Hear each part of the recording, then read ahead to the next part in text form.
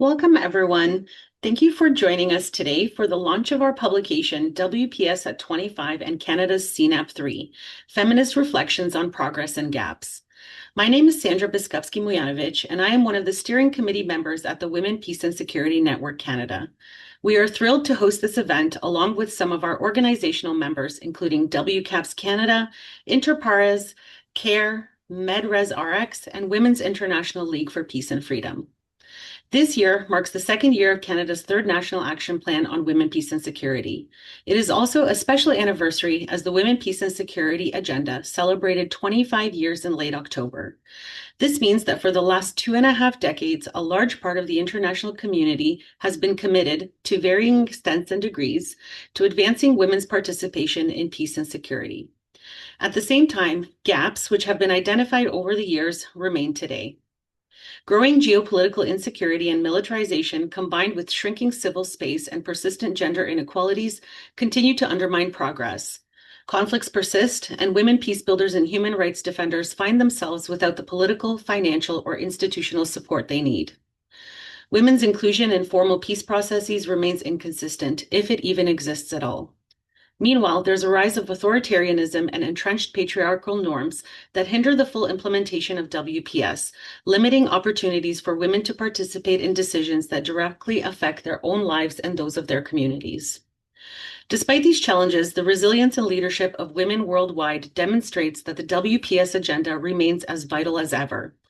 As we look forward, recommitting to meaningful inclusion, adequate resourcing, and accountability will be essential to ensure real and lasting change. To commemorate this anniversary with its ups and downs, members of the Women, Peace and Security Network Canada have written thoughtful chapters, which cumulatively make up the network's largest publication to date, something I can confidently say that we are all very proud of. The publication serves three purposes: for accountability and critical assessment of progress and shortcomings, for policy analysis, and as an advocacy tool to amplify civil society perspectives. The publication includes 15 chapters in total. Some focus on Canada and others look internationally. The chapters cover a wide variety of topics about governance, climate change, military spending, and resourcing, among others. There are chapters dedicated to regional contexts, Afghanistan, Gaza, Sudan, and there's attention to women with disabilities, gender diversity, and youth. Today, you will hear from the authors of 10 chapters about their perspectives. Now, because we are limited with time and we have a lot to go through, I will not go over each author's bios so that we have more time to listen to the authors speak about the content of their chapters instead. However, when you read the publication, and I hope you do in its entirety, there's a section that contains biographical information about each author.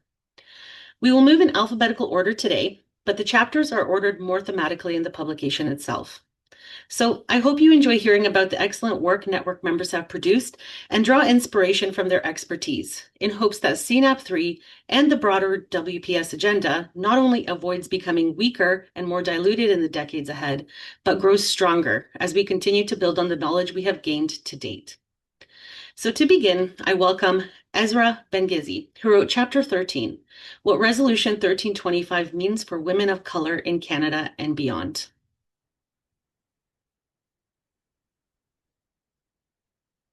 Okay, so hello everyone. My name is Isra Banqazi. I'm a PhD candidate at UFT. I'm in French literature and women and gender studies. And my specialization is actually in post-colonial studies. So I research Algeria and the current, or actually a political event that had happened. It's called the Black Decade, and I look at women's participation in political movements through the use of testimonies. I'm also the president of WCAPS, which is Women of Color Advancing Peace and Security. And we're an international organization that has different chapters, and we advocate for women of color and marginalized groups. And so we do different things through research, policy, we host events, and we're doing what we're doing right now, which is collaborating with the WPSN network. So I'm really honored to be here and to speak to you guys about the chapter that I wrote, which is a critical examination of WPS and the Canadian National Action Plan, and how it disproportionately impacts um, women of color. So I'm going to begin by saying 25 years after 1325, we have a lot to celebrate. The agenda transformed global norms and made women's participation in peace and security non-negotiable. But my chapter argues that for racialized, Indigenous, and immigrant women, the promise of 1325 remains only partially fulfilled. So Canada affirms its commitment to WPS, but our domestic and foreign policies still fall short of addressing the deeper structural and historical inequalities that shape insecurity for women of color. So the problem that I look at is despite the progress, inequalities continue to persist, especially for women of color, because the WPS is not applied through an intersectional and decolonial lens. So for women of color in Canada and beyond, insecurity is not abstract. It's shaped by racism, colonialism, gender-based violence, Islamophobia, and the compounded effects these systems create. So I also related it back to our organization and kind of the work that we do. But what I saw is part of the problem is that women of color experiences are either generalized, they're oversimplified, or they're left out altogether.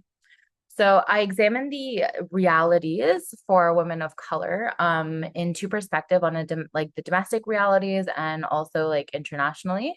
So domestically, I think I found that through research, through women's lived experiences, that Canada's National Action Plan does not confront how racialized and Indigenous women continue to be devalued and disproportionately affected by violence and insecurity. And these are actually demonstrated through like colonial legacies or due to colonial legacies and lasting patriarchal effects. So the erasure of these specific threats facing these communities expose a deeper issue. And reports across the country illustrate that there continues to be a racial wealth and health gap, that there is persistently high rates of violence against Indigenous women. There are compounded insecurities facing Black women, and also we're looking at the rise of Islamophobia that disproportionately affects Muslim women. So the chapter argues that there needs to be a structural transformation and that we need to approach WPS through a decolonial lens and also address the colonial historical legacies and patriarchal legacies that continue to impact women of color. So through foreign policy, I actually examined the case of Israel-Palestine and the contradictions that occur, especially in relation to Russia and Ukraine. Canada's response to Israel and Palestine was a lot slower, and I argue that Canada does not value all women the same. So there was a slow response to the Gaza situation. And I have 5 recommendations or actually, sorry, let me go back and just talk a little bit about the Gaza. So yes, I do argue that all lives are not the same, and that there was a slow response to ongoing calls and protests of Canadians and the international community that demanded a stop to Israel's attack on Palestine. Through my research, I also looked at how Canada was hesitant to condemn Israel as opposed to its condemnation to Russia, which was a lot more evident and a lot quicker. So my 5 recommendations for the chapter is for Canada to adopt a truly intersectional and decolonial approach, not just theoretically, but to use it as a guiding framework for all policy implementation evaluation, reassess the role of armed forces within WPS, and confront how militarized structures have harmed women of color globally. We need to hold our allies accountable to feminist and human rights commitments, including speaking out when violations occur. We need to shift from a reactionary approach to a preventative approach. And we need to affirm that all lives hold equal value and ensure that Canada's policies, both domestic and foreign, reflect this principle in practice. So thank you so much for listening to me, and I will stop there. Thank you, Ezra. I know 5 minutes isn't a lot to share the entirety of your chapter. Next, I'd like to welcome Mary Bridger. Mary wrote Chapter 7 about the humanitarian crisis in Gaza and its impacts on women. Welcome, Mary. Thank you very much. I would turn on my video, but it seems to not let me do that. It is disabled currently, so you will have to listen to just my voice. Hopefully that is coming through clearly, though. Um, there we go. Start my video. Thank you for that. Okay, I'll be I'll be brief because I hope that folks on this call have been interested enough to read through the article, and I don't want to belabor the points made in there on the context of a humanitarian response in Gaza. I am acting as the head of policy and advocacy at CARE Canada. And we have been in a position, well, for the last 40 years of actively engaging within that territory and supporting Palestinians and Israelis as well through our humanitarian response and our development programming. That being said, we are very much aware in terms of an update, even from when we wrote that article, that although a ceasefire is nominally in place, we do have to be clear that our teams are still encountering bombs continuing to fall. And the humanitarian conditions in Gaza remain extremely precarious. We have severe access restrictions, movement obstacles, explosive ordnance contamination, and profound shortages of supplies that limit our ability, even though we are on the ground and active, to meet the needs of Gazans at this moment. Within the article, we spoke a lot about the impact on women and girls. So we know that between October 2023 and July 2025, women and girls made up nearly 2/3 of all Palestinians killed. After the ceasefire at that moment collapsed in March 2025, we knew that 1.1 million people were forced to flee their homes, and that number has only grown. We're seeing some return, but without the infrastructure to support their lives or livelihood. So they're losing not just shelter, but their family networks. We can also talk about hunger. At this moment, or at least when we wrote the article, we were using data that showed that 557,000 women in Gaza were facing severe food insecurity. We know that there have been declarations of famine. And anybody who's worked in crisis settings knows that women are often the ones who skip meals so their children can eat. They carry this physical burden, but also the mental weight of holding a hungry family together. We can also talk about gender-based violence, what overcrowded shelters, a lack of privacy, the total breakdown of protection systems means. It creates this perfect condition for violence, exploitation, abuse. All of this brings us to the Women, Peace, and Security agenda. This framework isn't just policy language, it's a practical guide on how we can protect women, include them, and ultimately build peace. We focus on four key pillars. We talk about participation, meaning women are at the table when decisions are made. Protection, keeping women and girls safe from violence. Prevention, addressing the root causes of conflict and inequality. And relief and recovery. So, how do we make sure humanitarian aid actually meets women's needs on the ground? And this couldn't be more relevant in Gaza at this moment. Humanitarian organizations, as I mentioned, including CARE, have been working for decades in Gaza, not just for the last 2 years. Before the recent blockade of aid, we supported more than 930,000 people with food, clean water, shelter, medical care, protection services. And even now, local organizations remain the backbone.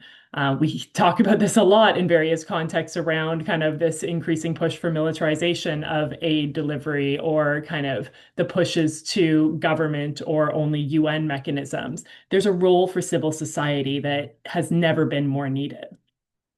We do see 83% of organizations right now, civil society organizations, local organizations, are still operating, which is extraordinary given the circumstances. They have almost no resources, many of them. To truly support women and girls, we need to direct more funding to women-led organizations, design programs that specifically respond to women's health, safety, and economic needs. We also need to ensure that women are part of every decision, from aid distribution to peace building. And Canada has a role to play here. We do, as a nation, have a long history of speaking up for human rights and humanitarian principles. And during this crisis, our government has made strong statements. But statements alone don't change conditions on the ground. In some cases, they can even give cover to further violations if not matched with action. We are working alongside several of our sector partners every day to meet with the government and encourage them to use every diplomatic tool available. We had a meeting this morning with Secretary of State Sarai, and we gave him the tools needed to push for an immediate and lasting ceasefire, which is not what we see right now, but also to hold all parties accountable under international law. We have to push for full and unrestricted entry of humanitarian aid, and we must take a hard look at our own policies, which includes closing arms trade loopholes and halting all direct and indirect arms transfers. I'm going to end this by saying what we all know, I hope we all know, the situation in Gaza is devastating, especially for women and girls. But I do think that the Women, Peace, and Security agenda can give us a path forward. It can center dignity, safety, and agency, and it gives us the tools needed and the messaging needed to support women-led organizations, design truly gender-responsive humanitarian programs, and ensure that women are a part of shaping the peace in a really sustainable way. I'll stop there. Thank you so much, Mary. That was, again, a lot to cover in a short amount of time. Next up, we have Anne Delorme. Anne, along with Sarah Keeler, wrote Chapter 11 about women with disabilities in the WPS agenda. Hi, Anne. Hi, thank you for giving me the opportunity to speak today. My name is Anne Delorme, and I am the Executive Director of Humanity and Inclusion Canada. So the Women, Peace and Security agenda is a landmark framework recognizing women's leadership in peace building, conflict prevention, and recovery. Yet it continues to overlook women and girls with disabilities. They constitute nearly 20% of women globally. And in conflict settings, disability prevalence can surge to nearly 25%. Yet we rarely talk about women with disabilities in the WPS agenda. Their voices remain largely absent from policy, programming, and negotiation. So it's interesting that disability is so absent from this agenda, as conflict both creates and deepens disability. The use of bombs, landmines, explosive devices causes life-changing injuries, while sexual violence as a weapon of war violates bodily autonomy and also contributes to disability. So already in Gaza, as Mary was just saying, 25% of injuries are going to lead to permanent disability. We've heard estimations of amputations of 10 to 15 children a day. The rate of disability is staggering in Gaza. Whether because of injury or for other causes, during crisis and displacement, women with disabilities face heightened risks of gender-based violence. Data demonstrate twice as high as women without disabilities. They may be separated from caregivers, they may lose their assistive devices, they encounter physical, attitudinal, and communication barriers, which compound their protection needs and constrain their access to humanitarian aid. And too often responses default to charity or medical models. So what that means is that it casts women with disabilities as passive recipients of aid rather than agents of change. The disability is something to fix rather than removing the barriers in the environment to ensure that they can access full humanitarian aid or decision-making spaces. So we have to view women with disabilities as agents of change. So in terms of policy and participation gaps, we know that inclusive participation strengthens peace agreements, but again, women with disabilities are rarely included in peace negotiations, governance spaces, or post-conflict rebuilding. Resolution 1325 doesn't even mention disability. In Canada, women and girls with disabilities are rarely consulted, if ever, on national action plans. And they're frankly still very poorly represented among leadership and civil society organizations. In Canada's third CNAP, disability only appears in footnotes and annexes. So there's no explicit commitments to inclusion, accessibility, or resources. It risks tokenization at best and erasure at worst during implementation. Even when not in conflict, organizations led by women with disabilities are chronically underfunded, limiting leadership, travel, safety, capacity strengthening, and meaningful participation.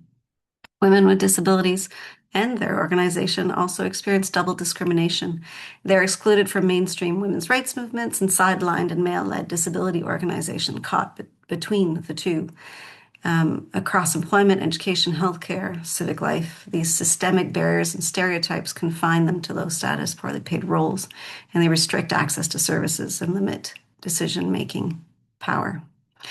There's also the issue of data, which of course is rarely disaggregated to include the intersection of gender and disability. HI works with this fabulous woman named Ruby Coral Santander, who works with HI in Colombia. And she really illustrates how we need to challenge these stereotypes around women with disabilities. So Ruby is an Indigenous woman living with a disability from Nariño, which is a region that has been a bit of a strategic corridor for armed groups, drug trafficking, illegal economies, and it makes it one of Colombia's most violent departments. Ruby is not only an Indigenous woman with a disability, but she also cares for her brother who has multiple disabilities. She's also a city councilor, and she's an active leader in conflict transformation and peace building. Her advocacy for Indigenous rights, for persons with disabilities, her work on building dialogue and on those conflict transformation processes demonstrate what a powerful leader she is and how other women with disabilities can be also agents of change who redefine that what we see as leadership and inclusion. So to end, quick recommendations. Sandra, I promise quick. So, very simple. Incorporate women with disabilities in Canada's Women, Peace and Security agenda. I think it speaks for itself. Enhance inclusive data collection and disaggregation so that they can be seen.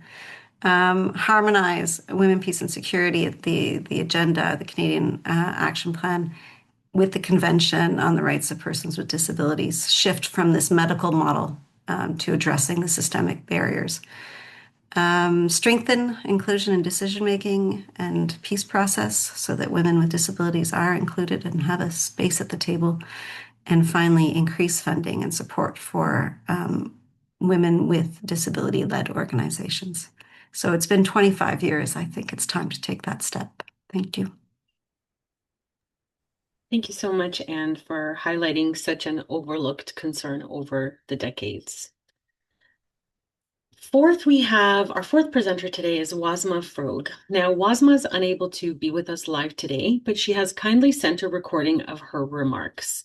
Wasma wrote Chapter 6, Afghan Women, the Forgotten Frontline of Peace. Monique, I'll leave it with you. Oh, there we go. So on top of it. Hi, I'm Wasma Frog, and I'm very honored to contribute a piece for the WPS at 25 and Canada's CNAP3, Feminist Reflections on Progress and Gaps. And I'm talking about the role of women in local peace building as well as the peace processes in Afghanistan, where the main argument is that the women groups, women-led initiatives and women leaders in Afghanistan for the past 20 years particularly have been mobilizing, have been creating those leadership opportunities as well as engagement for local women within the different parts of the country so that they can actually contribute to the local peace but also impact the national peace processes. And while there was an indigenous, very much locally rooted peace process was ongoing, but Afghan women have been sidelined and excluded from the international peace process, peace process that was actually managed by the international community in 2020 and 2021, that excluded the voices and the roles and the contribution of these women. And I'm starting this piece with sharing experiences of one of our community facilitators who is working right now on the ground, even under the harshest regime of the Taliban, which does not allow women to do any kind of community work, any kind of political work, any kind of social and cultural, or any other activity outside home. But these women have been using the experiences, the skills, and the opportunities of the past 20 years to continue to mobilize themselves, to come together, and also use the their homes as spaces where they can actually support each other, mobilize, and become a source of hope and solidarity for other women who are going through very harsh conditions, but also supporting their community at large. Women who are trying to prevent their sons from going to the Taliban madrasas, for example, that are training these young boys into extremists, or women are trying to educate their girls even inside homes so that the women have some sort of access to education. And in this piece, I'm also talking about the how the women groups and the local women-led initiatives use the international laws, or UN Security Resolution 1325 and others, its consequent resolutions, to support women's leadership in the security sector, particularly, for example. A national action plan that Afghanistan created in Canada has been one of the key partners in pushing, for the implementation as well as the resourcing of the national action plan in getting women into the security sector, or women into the leadership positions within the justice, within the defense and security, and for example, as a Canadian partner in Afghanistan, we were able to get 3,000 women into the security sector. And I'm also writing about experiences of women who have been actually taking risks in terms of engaging with the Canadian Armed Forces, with the NATO, for example, and bringing their community perspectives and bringing the ideas as well as the early warning signs from their communities on those patterns, on those trends that are impacting their security and stability in the community. And the linkage with the international laws like UNSCR 1325 and other resolution has been also very much an important collaboration that Afghan women made in the past 20 years. And sadly, those roles and contributions that women in Afghanistan made have been very much sidelined. And when it comes to WPS conversation right now internationally, Afghan women are missing from that conversation, while they have been such an important partner for Canada, NATO, and many other international partners in the past 20 years. And some of the recommendations that I'm presenting in this piece, particularly for Canada, has been about Canada's role and responsibilities in terms of a global champion for WPS, and how Canada's feminist foreign policy, feminist international assistance policy, all of these have been tools for women's leadership and women's feminist leadership, and not just in Canada, but across the globe. And Canada is seen as a leader in WPS.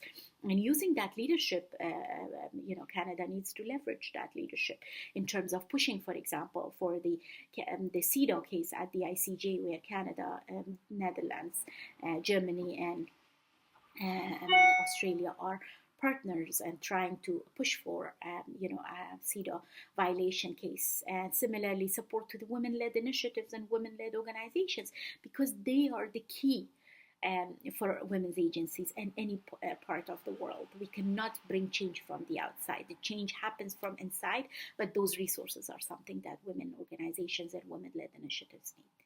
Thank you. Excellent. It's lovely that Wajma could join us, even without joining us live. Next up, we have Denise Ko. Denise wrote Chapter 15, A Filipino Doctor's Reflection on Care, Power, and Exclusion. Hi, Denise.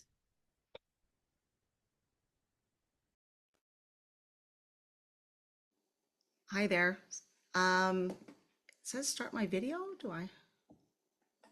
Oh, okay, there we go. Hi, everyone. I'm Dr. Denise Villardo-Ko, and I'm honored to be part of this powerful initiative.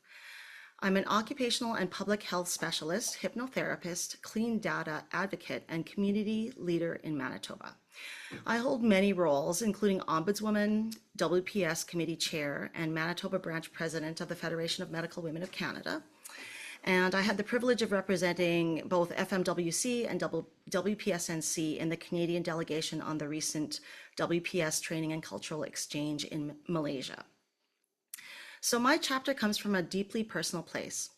As a Canadian-born Filipina physician, I exist in a strange in-between space. So not quite foreign, not quite insider, highly credentialed, yet constantly underestimated. I've been doing this work long before I had the vocabulary for it. I did my MPH, Master of Public Health, 2 decades ago, focusing on Filipino care workers, migration, settlement, and licensure in Canada. And not enough has changed since then. Through both my personal and professional lenses, I explore the contradictions of working in systems that rely on the care labor of racialized women, while simultaneously devaluing and harming them. Filipino women are among the largest internationally deployed care labor forces globally. In Canada alone, tens of thousands of Filipino women work in care roles, from doctors, nurses, healthcare aides, live-in caregivers, and other live-in staff. Those systemic barriers often force them to work well below their training. Internationally educated health professionals in Canada number over 259,000, and women make up 71.2% of this group. This is a gendered issue. Approximately 100,000 more Filipino women than men live in Canada. Yet despite how critical they, or we, are, their well-being is compromised, their families are separated, and their safety, autonomy, and dignity often go unprotected. These women remain invisible in policy, unprotected in law, and unacknowledged in national data. This devaluation stems from historical colonialism in Asia, as well as entrenched anti-Asian misogyny, where Southeast Asian women in particular are expected to be silent, sacrificial, and small. It shows up in credentialing systems, precarious work, and subtle forms of exclusion, including among us. Working in the pandemic response, occupational health enforcement, and gender equity advocacy has helped me understand that WPS is not just about foreign zones of conflict. It's also about the everyday peace denied to those who keep our systems running and who are erased in doing so. My chapter challenges the narrow definitions of peace and security. When women of color are suffering from structural harm here at home, Canada cannot pretend its WPS commitments are being met. Credential recognition is not just a bureaucratic issue. It is a structural form of racial and gendered violence that impacts intergenerational wellness. These policies are not neutral. They perpetuate harm, suppress earning potential, and embed intergenerational trauma in entire communities. As Manitoba's former Chief Occupational Medical Officer, I know firsthand that we don't collect key work-related data consistently, and we certainly don't track the structural violence that follows certain workers from the Global South to our institutions. And we can't fix what we refuse to see. That's why I speak to the importance of clean data and surveillance, not in a punitive way, but as an act of care. We need to connect our data sources and systems across public health, occupational health, and equity to understand where harm is happening and who's being left behind. I also write about lateral violence, moral injury, and silencing within our own institutions, including how feminist leaders like myself are punished when we speak up. Because being empowered doesn't always mean you're safe, and having a seat at the table doesn't mean your voice is heard, especially when white supremacy, colonial structures, and gendered racism go unchecked. This violence occurs even in feminist and advocacy spaces, which I've seen and experienced. And it hurts most when it comes from our own. The systems that pit us against each other are the same ones that keep our communities fragmented and disempowered. We can't talk about peace and security without talking about care work, without talking about healing, and without talking about whose knowledge still isn't seen as valid. The WPS agenda, if it's to matter at home, must recognize the structural violence happening here to women like me and my sisters in care.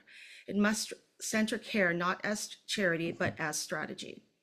If peace is truly the goal, then we must start valuing the care work and lived experience of racialized women, not just abroad, but here at home.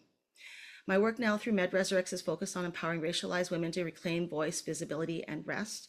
And I'll drop my email in the chat if anyone wants to connect about the work we're doing at MedResurrex. Thank you so much. Thank you so much, Denise. Next up, we have Tamara Lawrence. Tamara wrote Chapter 9, Canada's Indo-Pacific Strategy Militarizes Asia and Undermines WPS. Hi, Tamara. Good afternoon, everyone. I'm going to try to show my little PowerPoint presentation here. Just one moment. And let's see here. Oops. Let me see if I can just get this.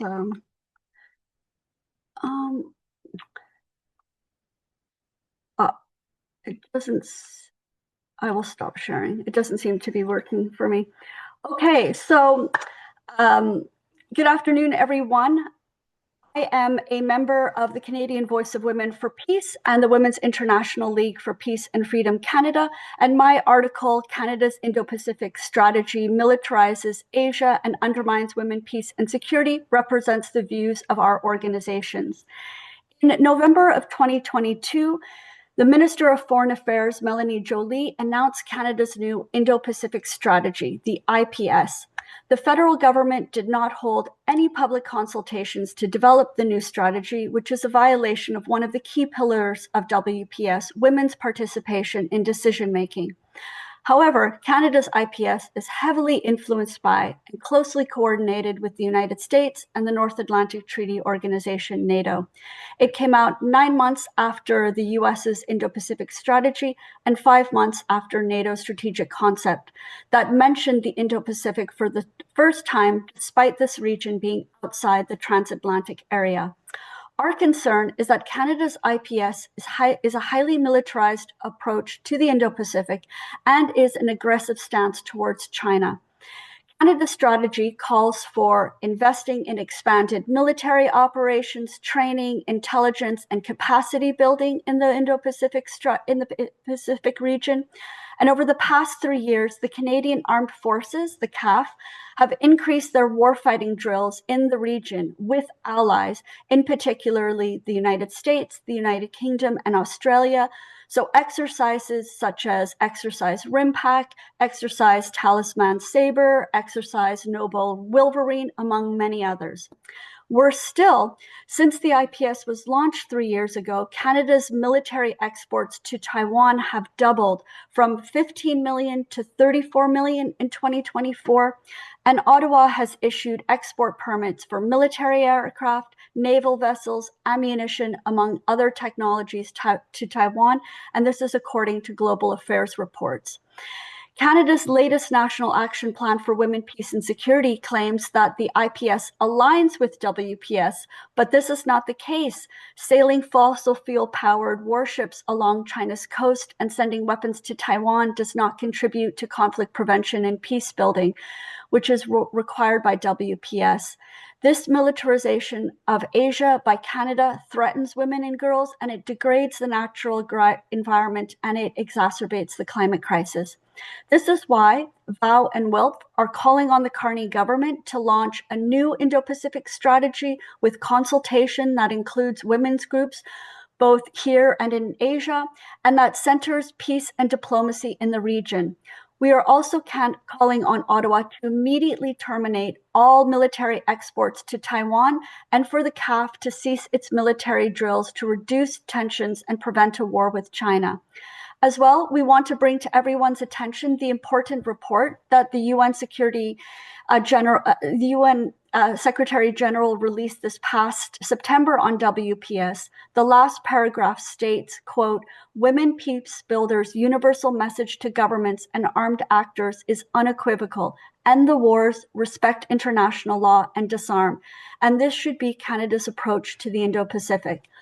This year not only marks the 25th anniversary of UN Security Council Resolution 1325, but it also marks the 30th anniversary of the 4th World Conference on Women that China hosted in Beijing.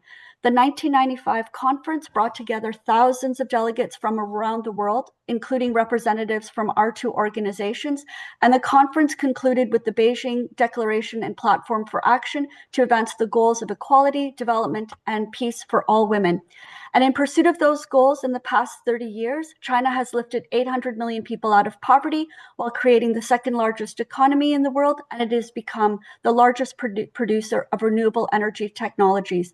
This is an incredible and inspiring achievement. We believe that Canada should partner with China on sustainable development and address transition to a green economy. Finally, we should all learn about China's 5 principles of peaceful coexistence that is based on the UN Charter and China's new concept paper on global governance initiative. We must find ways to build peace between Canada and China and to strengthen women-to-women diplomacy throughout Asia. Thank you. Thank you so much, Tamara. Next up, we have Rita Morbia. Rita wrote Chapter 8 about Sudan, Promises, Realities, and Potential. Thanks so much, Sandra. I'm going to start with the promise. So from 2019 to 2021, Sudan was in the midst of a heady political transition brought on by a popular women and youth-led revolution. Its 30-year dictatorship deposed, citizens experiencing newfound freedoms, civic dialogue at an all-time high, and women's rights being discussed, debated, and even occasionally and imperfectly implemented through laws and policies. In Sudan, the potential for realizing the goals and spirit of Resolution 1325 in a way that fundamentally impacted the daily lives of women was vast. For women's rights activists in the country, it was more than a moment. It was the culmination of a generation of hard-fought struggles. So what has happened to that promise today? In terms of the reality today, there are not enough superlatives to describe the devastation wrought on by the current conflict between the Sudanese Armed Forces, the SAF, and the Paramilitary Rapid Support Forces, the RSF in Sudan, which began in April 2023. 12 million people have been forcibly displaced, 30 million people require humanitarian assistance, over 600,000 people are experiencing famine. This is the highest level of food insecurity being documented in any country. Civilians have been killed, assaulted, kidnapped, and sold into slavery with impunity. Health facilities and health workers have been targeted. The paramilitary RSF has committed genocide. The toll of the conflict on all aspects of life, from disruptions in the banking and communications infrastructure to the high price and lack of accessibility of basic goods to the collapse of many educational facilities, is unbearably heavy. Most recently, the horrors inflicted in Darfur has gained some international attention. Resolution 1325 and the Women, Peace and Security agenda as a whole have never been more relevant to Sudan, nor have they been further from reach. A few examples. 1325, quote, calls on all parties to armed conflict to take special measures to protect women and girls from gender-based violence, particularly rape and other forms of sexual abuse, unquote. Yet sexual violence targeting women and girls has been a constant and unrelenting feature of the conflict in Sudan.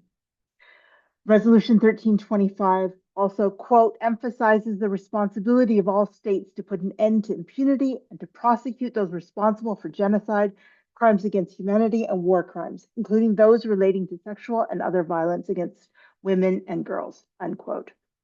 With the domestic justice system severely constrained, survivors cannot access the legal system, inadequate as it is.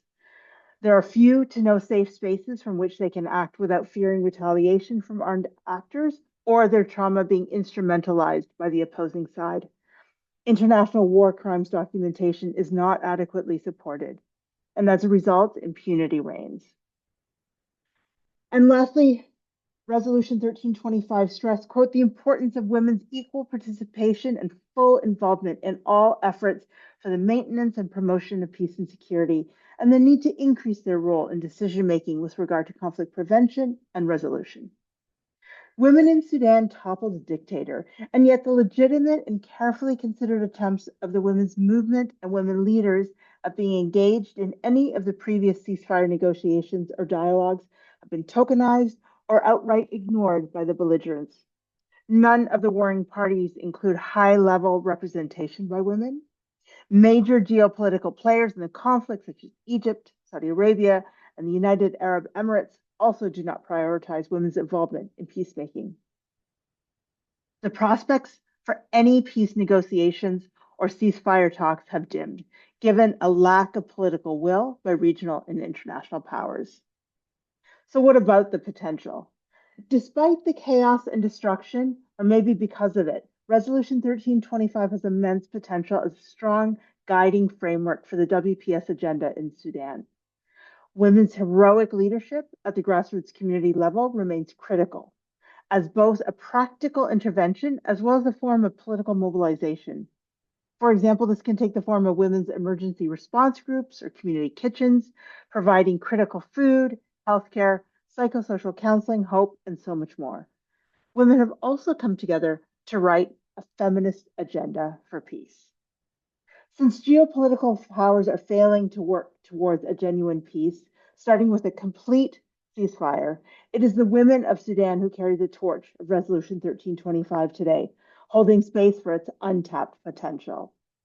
And my colleague Amani, who is here today on the webinar, is going to put a link in the chat, and I would ask folks to take a moment to sign the letter that speaks more to Canada's engagement or lack thereof in this situation. Thank you so much. Thank you so much, Rita. Next up, we have Rabab Rabbani and Chloe Sylvestre, who wrote Chapter 14 about leveraging gender-responsive climate justice for peace and security. Hello, everyone. I'm going to start us off. My name is Chloe Sylvestre. I'm working with CARE Canada as a gender-based violence in emergency specialist.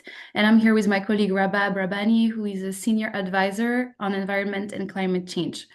Thank you very much to the WPS Network Canada for the opportunity to contribute to this important publication. In our article, we explore the link between the Women, Peace and Security agenda and the threat of climate change. For the 25th anniversary of the agenda, and with climate change impacts increasingly felt here in Canada and abroad, this was the right moment to ask, how is climate action reflected in our Women, Peace and Security National Action Plan? So for the first time, the third National Action Plan adopted by Canada recognizes climate change as a threat to global security and a risk to women, peace and security implementation. This is a gap and a missed opportunity. Sorry, this is a positive step. It really recognizes climate change for the first time in the action plan. However, in our article, we found that climate action is still not meaningfully integrated as a concrete and measurable priority in response strategies. And this is the gap and the missed opportunity that we point out. So why does this matter? Why do we need to talk about climate change? So we really show in our article that there's a pool of evidence on the combined effects of climate change and conflict on women and girls. While they may seem distinct on paper, these issues are really inseparable on the ground. At CARE Canada, we have a recent study that showed that four of the five main crises that women reported were linked to climate and extreme weather. So we are witnessing such trends in all of the countries where we operate. Just to use one example, in South Sudan, we see that droughts, floods, and heat waves displace families and spark resource conflicts.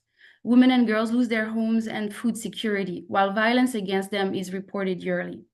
And yet, despite women's proven leadership in building sustainable and inclusive peace, they continue to be mostly sidelined from decision-making spaces related to both peace and climate, as we just heard from other colleagues in articles, and as we've seen lately with COPs and in peace negotiations.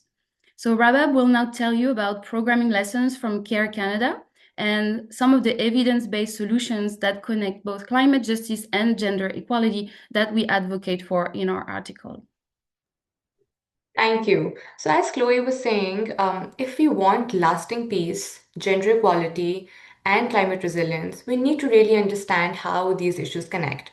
And we need programs that respond to climate in ways that center women and girls. Climate change is often called a threat multiplier, but gender responsive climate justice can actually be an opportunity multiplier. So, when policies address the different impacts of climate change on women, men, boys, and girls and ensure fair participation and benefits, we actually strengthen resilience, equality, and peace. We've seen this in action multiple times in CARES programming. For example, in Honduras, our project ProLempa supported over 3,000 coffee farmers, especially indigenous women and youth. By building women's networks and introducing climate smart approaches, the project strengthened women's participation, increased economic power, reduced vulnerability, and built stronger, more cohesive communities. It laid the foundations for peace. Drawing on our experiences, we hope the recommendations in our article can help inform Canada's approach towards the nexus. Firstly, we recommend that climate justice should be embedded across all pillars of the WPS agenda and tracked so that progress can be measured. To make this real, we women's organizations and indigenous stewards need consistent support and funding so that they can safely participate in climate decisions and take a lead in their communities. At the same time, we need more research to understand how climate drives insecurity and displacement because this knowledge is essential to shape effective policies. And finally, NGOs must be equipped with the resources to fully integrate climate justice into their gender equality work. So these approaches reach the communities that need them the most. I encourage all of you to read our article and learn more about how investing in women and girls is not only about equality and how it actually builds resilient communities, stronger societies, and creates lasting peace. Thank you so much. Thank you so much, Rabab and Chloe.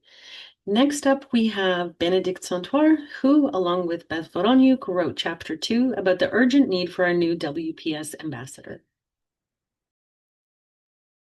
Hi, everyone. Thank you, Sandra. Thank you for being here. I'm very pleased to briefly present the chapter Beth Wolniuk and I co-authored. So in our piece, we show that Canada took an important step in 2019 when it appointed its first ever WPS ambassador, Jacqueline O'Neill.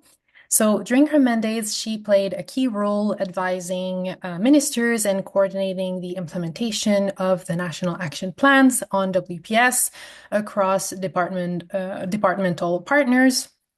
But her end of mandate in March 2025, without any replacement named so far, we argue has left a huge gap in Canada's WPS architecture, and it undermines Canada's credibility. It also risks losing momentum on a critical agenda during the very fragile times we are living in. In the chapter, we argue for rather two simple but critical points. So first, that the WPS ambassador role had a tangible impact.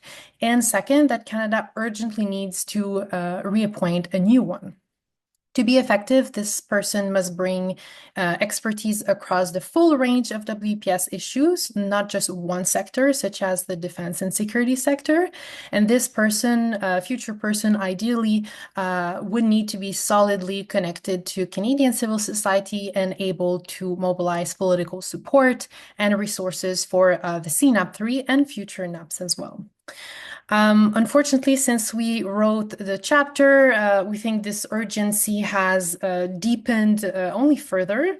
So this week we learned that the Carney government has abolished the so-called Canada's Feminist foreign policy. So this is a significant withdrawal from previous commitments, even if just symbolically, and it adds directly to the sense of backsliding and fragility that we described in the chapters. It shows even further how quickly gains can be reversed and how important it is to have a visible senior WPS leadership in moments like this. So let me just briefly outline the chapter's main points.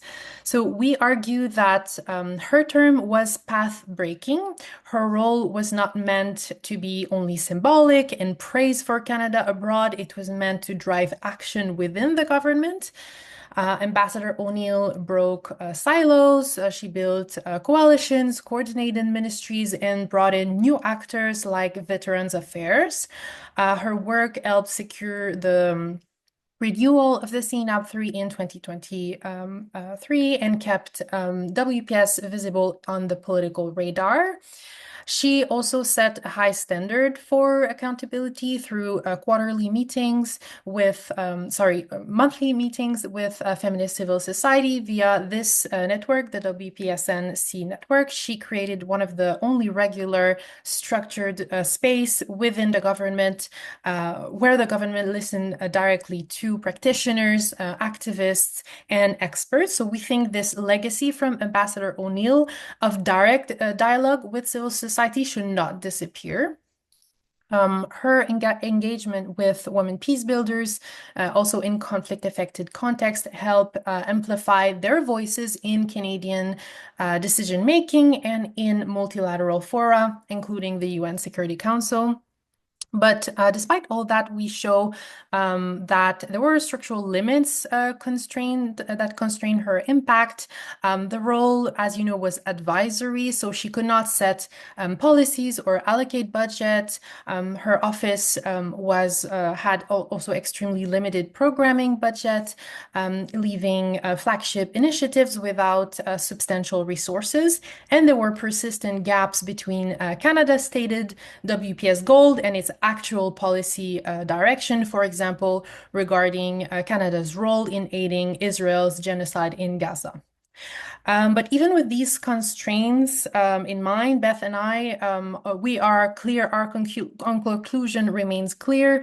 Without an ambassador, the CNAP3 and future NAPs risk becoming rhetorical, fragmented, or deprioritized, as we can already see very visible signs of that in the Carney government, especially amid rising defense spendings and increasing militarization.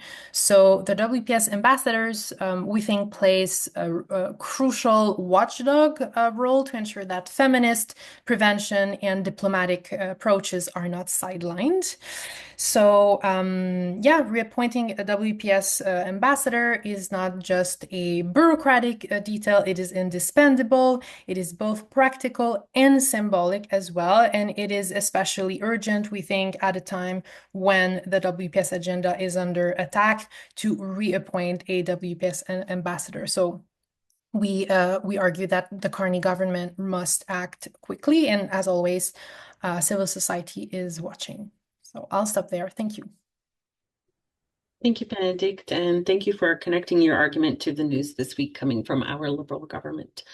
And last but not least, I welcome Ellen Woodsworth, who, along with Tamara Lawrence, wrote Chapter 4 about how Canada's rising military spending undermines WPS. Hi, Ellen.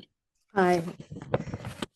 So our Chapter 4 is Canada's rising military spending undermines women, the environment, peace, and security. UN Women's Research 2022 reports that the impact of militarization on gender inequality found that the militarization leads to gender inequality, which in turn affects economic growth. Higher military spending reduces the productive capacity of the economy in the long run by exacerbating gender inequality. The report also explained that military spending comes at the expense of investment in social spending programs, which leads to greater poverty. Article 26 of the UN Charter requires UN members to maintain international peace and security with the least diversion for armaments of the world's human and economic resources. Since the adoption of Resolution 1325, Western governments, including Canada, have dramatically increased their military budgets to record levels, not upholding their commitments to women, peace, and security. Global military expenditures have increased to over $2.7 trillion US. At the 2025 NATO summit, Canada, without public consultations, agreed to the NATO Defense Investment Pledge to boost military spending annually to 5% of the GDP by 2035.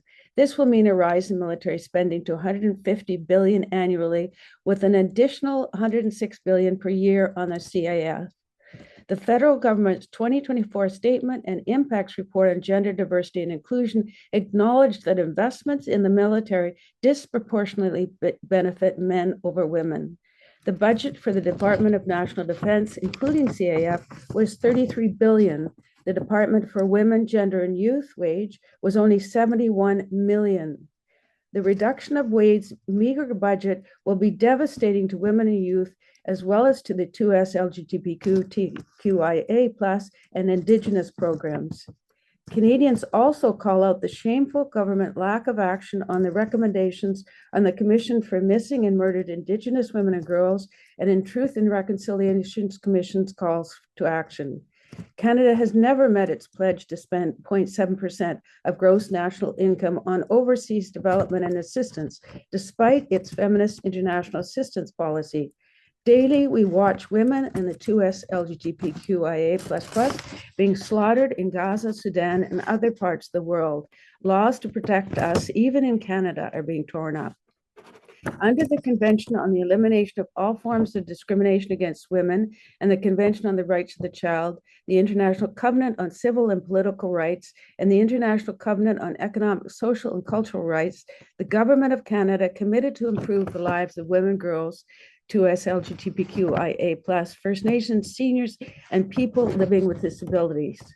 Wilf calls on the Prime Minister, the Minister of Finance, and members of Parliament to prioritize investments described in Building Understanding, the first report on the National Advisory Council on Poverty, over meeting NATO's dangerous GDP target.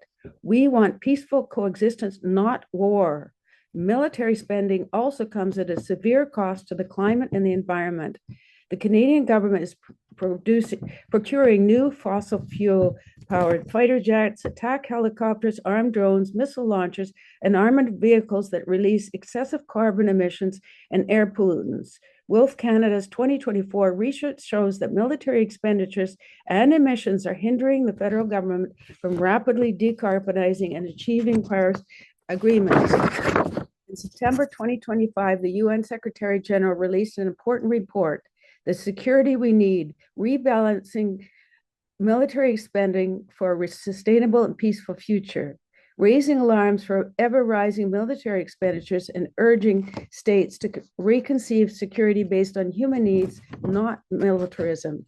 It stressed that the climate change targets and sustainable development goals are not on track because of inadequate financial resources.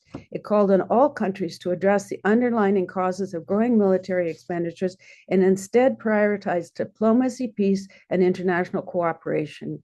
To achieve the goals of Women, Peace, and Security agenda, the Women of Canada call on the federal government to act on the UN recommendations to reduce and redirect military spending to a green, intersectional care and peace-based economy.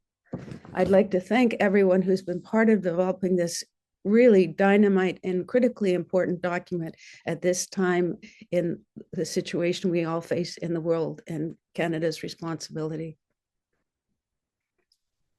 Thank you so much, Alan. And as we wrap up today, I recognize we're a little bit over time, but I'd like to invite Katrina Leclerc, the chair of the Women, Peace and Security Network Canada, to offer us some closing remarks. We don't hear you, Katrina. Can you hear me now? Yes. All right. I'm not sure what's happening, but thank you so much, Sandra. I want to start by recognizing that I am calling in today from Treaty 1 territory in the heart of our prairies. I want to express my deep, deep gratitude to every single network member who has contributed to this volume in this political moment when hard-won rights are slipping, conflicts are escalating, and civic space is narrowing. The insights of this collective volume feel more urgent than ever. In this largest edited volume to date for our network, I'm so proud of the breadth of experience, of lived expertise represented across the volume. It reflects not only the depth of commitment across our network, but also the diversity of voices that continue to push the WPS agenda forward in Canada and globally. Thank you to every single one of our contributors present here today, but also present in writing. Your contributions illuminate the complexity of this moment, from militarization, climate crisis, displacement, to queering women, peace and security, disability inclusion, youth engagement, and the leadership of women of color. Together, you have created a publication that speaks truth to power and holds Canada accountable to its commitments, and we will continue to do so together. I also want to extend heartfelt thanks to my co-editors, Sandra Bykowski-Wanjanovic and Sarah Keeler, for their collaboration and leadership in putting this volume together, as well as our wonderful proofreaders, Denise Coe and Monique Couillé, who have cared for this volume and ensured its precision. Thank you, Sandra and Monique, as well, for your coordination of today's launch event, held on the first day of the 16 Days of Activism Against Gender-Based Violence, nonetheless. In a year marked by global uncertainty, this publication is a reminder of why feminist analysis and feminist action matters. Thank you all for your rigor, your courage, and your solidarity. This volume is stronger because of each of you, and I'm incredibly grateful to all of you.